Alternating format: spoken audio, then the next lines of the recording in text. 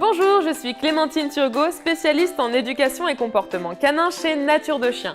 Aujourd'hui, nous parlons de la propreté de votre chien, avec tout d'abord la technique d'apprentissage, puis les solutions si les problèmes persistent, et enfin ce qu'il faut absolument éviter. L'apprentissage de la propreté ne se fait pas en une semaine. Jusqu'à ses 6 mois, votre chiot peut rencontrer des difficultés à se retenir, surtout la nuit. Pour lui apprendre à faire ses besoins dehors, il faut toujours le prendre sur le fait pour qu'il assimile bien votre attitude à son action immédiate. Si on punit un chien après coup, on lui apprend qu'on ne veut pas voir ses excréments dans la maison. Cela pourra donc l'inciter à les manger pour éliminer toute trace et donc ne pas se faire gronder.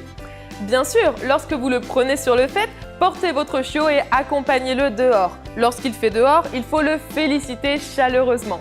Notez bien qu'il est indispensable de le sortir régulièrement, mais surtout après ses repas, après l'avoir fait jouer et lorsqu'il se réveille.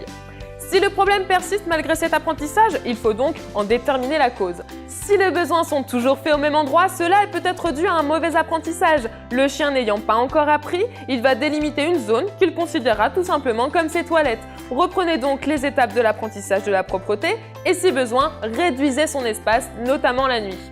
Si la malpropreté est due à une anxiété en votre absence, il faut donc revoir les attitudes de départ et d'arrivée afin que votre chien vive votre absence de manière plus sereine.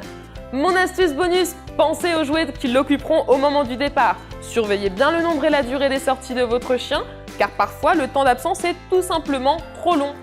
Un chien pourra aussi avoir du mal à faire ses besoins en promenade car il ne se sentira pas forcément très à l'aise. Cela passe tout seul au bout de quelques mois et vous pouvez l'aider en favorisant des balades dans des endroits un petit peu plus tranquilles.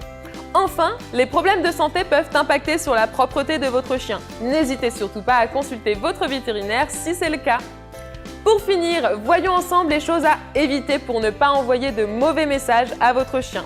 Ne grondez pas votre chien si la bêtise a été faite en votre absence. Ne mettez pas son museau dedans. Et ne nettoyez pas à l'eau de javel. Alors, ce qu'il faut retenir, soyez patient. L'apprentissage de la propreté peut durer plus ou moins longtemps selon les chiens. Si à partir de 6 mois le problème persiste, il faudra donc en repérer la cause afin de le résoudre.